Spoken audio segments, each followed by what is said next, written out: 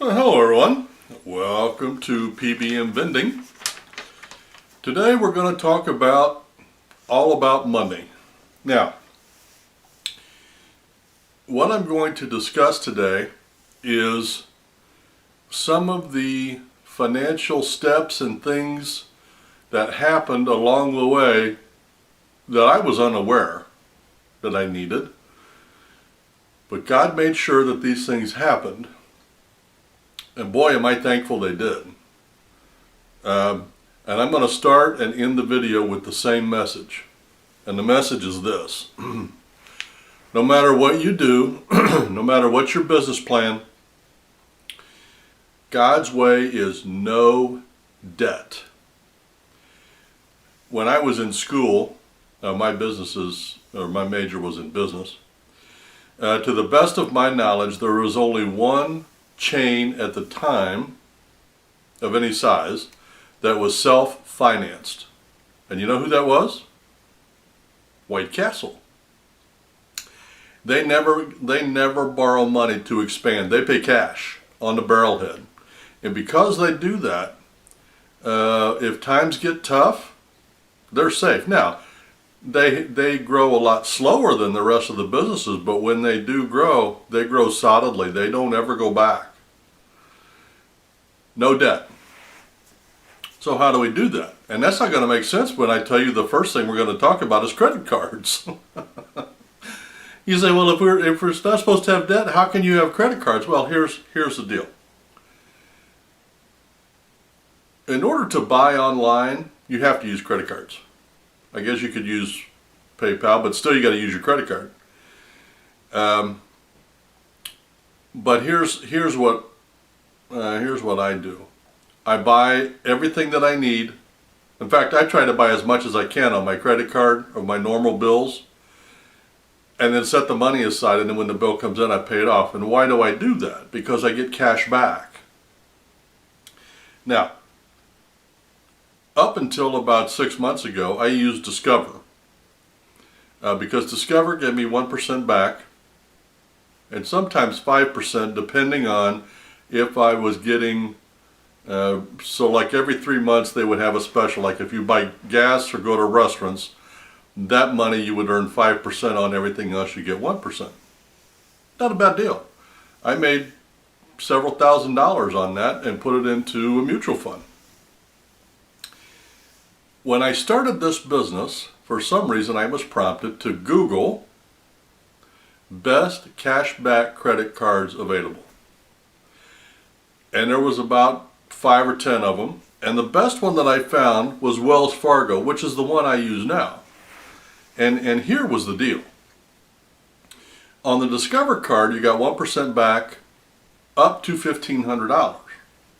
Wells Fargo, no limit. You can charge $15,000 and you're still going to make 1.5%. Now, 1.5% doesn't sound like much more than 1%, but I want you to look at it this way. It's 50% more. That means you're going to make the same amount of cash in half the time. Is that right? Or a third of the time. A third of the time. Also, as an introductory rate, to get you to try the card, if you charged $1,000 in the first 3 months, they gave you $200. I charge well over that every month, so that was no big deal.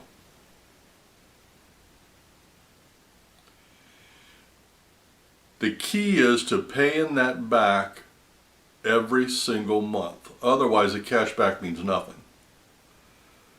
Now, you figure that over the period of, let's just say, 1 year, if I spend $1,000 each month, that would be $10 if I was with Discover. It's $15 if I'm with Wells Fargo. And there's a new one out that I haven't had a chance to check into. It's called Citi Double Cash. I heard about it on the program the other day. They pay 2% back.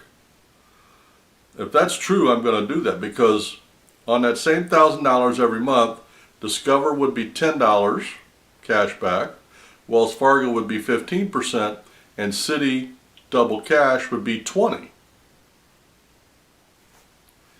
The key is to try and to find the best deal, because if you buy 2 machines, let's say $300 plus candy, plus whatever other expenses, $400 a month on machines and stuff. Over the period of a year, it's $4,800. $4,800 at 1% is $48. At 2%, it's $96. It makes a difference. Now you have to be careful when you're hunting these deals, because some of them have like annual fees. Wells Fargo does not. Some of them have limitations on the amount of cash back. Wells Fargo does not. Some of them have really stiff penalties if you are late or do anything wrong. They jump at any opportunity to get you back. So you have to be careful, and you have to look at the deal that's best for you. So when we look for credit cards, look for cash back. Don't look for mileage or points or any of that. All that is an opportunity to sell you something. Go for the cash. And remember, when you Google, and this changes every month, I'm sure, you Google best cashback credit cards, and they'll give you a list. Okay, the next thing I want to talk about is our ministry, which, by the way, is financing P.B.M. Vending. P.B.M. stands for Prayer Box Ministry. Now, for years, we had a little bit of cash flow. Not a lot, but a little bit of cash flow. And as we have gotten bigger and God has blessed us, I was never able to take the money and save it. Okay? As an example, if I had $25 at the end of the month, I would think, well, what's $25? But $25 times 4 weeks is $100 a month. And I still couldn't manage to save it. So God said, why don't you get a personal loan? And here's the key, once again, because it sounds like I'm talking about debt, but I'm really not. You keep $1,000 in the bank, and I'm just picking a number. You keep $1,000 in the bank, and then you go get a personal loan for $1,000. Now, that check is going to cost you $100 a month. For me, I just write that check every month like it's a bill. But I've got $1,000 at the beginning of the year to do with what I need to do. And I strongly recommend you use it wisely. What I started doing was I was putting it all in the mutual fund account. And then when it got to a point where I needed some of the cash, I would put a big percentage in the mutual fund and put some of it in savings. I would never on purpose put it into machines, and here's why. Because a machine is a depreciating asset. The only thing you should put money into if you can help it, is into an appreciating asset, which is real estate. Now, if your business is doing well, you're going to have no problem. The problem is, what if you borrow the $1,000 and you buy machines, and then a tornado comes through and wipes out your machines? Okay, now you still got to pay back the $1,000, and you got no income to do that. So you keep the $1,000 in the bank so that you can pay that loan back if an emergency happens. I'm checking the time on it. We're good. Okay. So if you have decent credit and you've got however much money you have in the bank to cover the loan, then go get a personal loan, take that money and set it aside, and then pay that every month as a bill. You'd be surprised how fast that money builds up. I mean, our ministry is just a little ministry. We only do $1,000, $1,500 a year, okay? But what if you had $5,000 a year or $10,000? I mean, if you can afford to do that and you've got the money to pay it back in case of an emergency, then I would do that. And I would just set that cash aside and just pretend like you just added another bill. And don't worry about it. Now, here's one that has always been a bugaboo for me. And that is overdraft fees. Now, I as I said, I have a degree in business. I'm very good with numbers and math. However, once or twice a year, I overdraw my account. Not because I'm spending the money, but because I've made an error in addition or subtraction, or for whatever reason, I make a mistake. For one mistake, the bank charges me. Now, they will cover my check because I've got a savings there. They just transfer the money, but they charge me $25. You figure that do that twice a year, that's $50.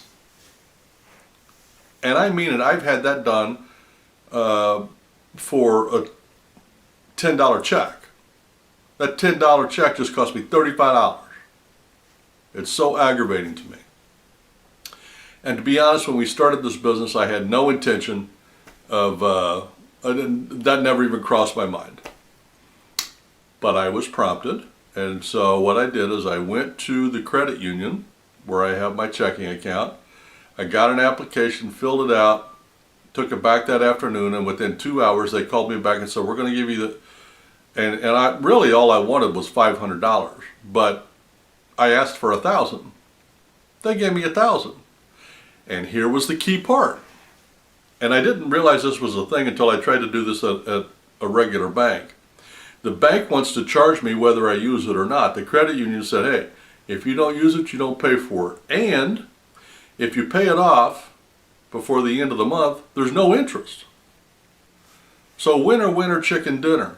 If I do the same thing again, which by the way happened, to the tune of like $500 because I was writing big checks.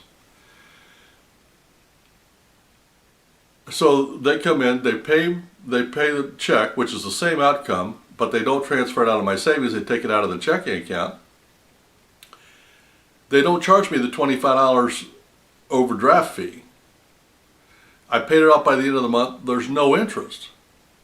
So because of a decent credit, and I applied and received it, now when I make those mistakes, I'm going to save $50 a year and not pay interest.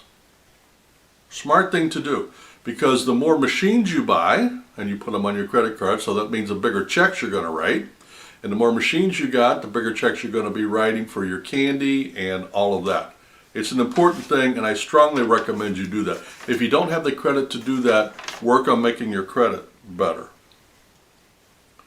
Now, another thing I want to suggest: no secured credit. Don't go get a loan and have them secure it with your machines, your car, your house, your income. No secure loans to run your business at all. That's the same as that's the same as taking out a loan to buy machines with no backup.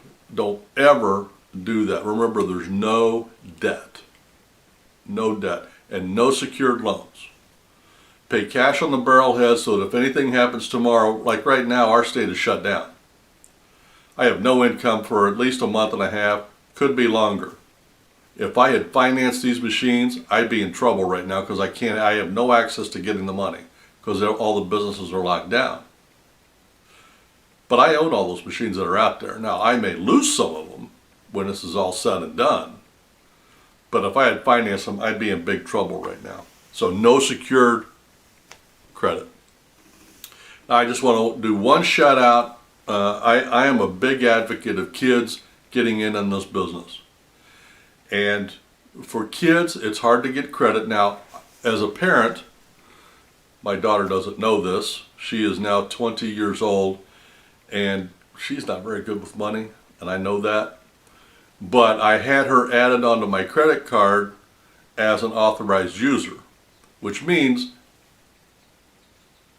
she will have my credit when she graduates college, and I'll probably tell her when she graduates college, once she's out on her own and got a job and is secure.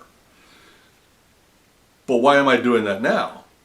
Well, and I did it a while back, actually, because I want her to have a credit history. But for kids that are going to get in on this business, I would do a couple of things. As a parent, I would try to build their credit. And if I were a kid and I wanted to get into this business, I would be asking for machines and money for every celebration. Christmas, birthdays, holidays, graduations, any reason that people would give you a gift, ask for money or ask for a machine. And always have a used machine available to say, hey, instead of giving me a graduating gift, why don't you buy me a couple of these machines, and I've got them right here.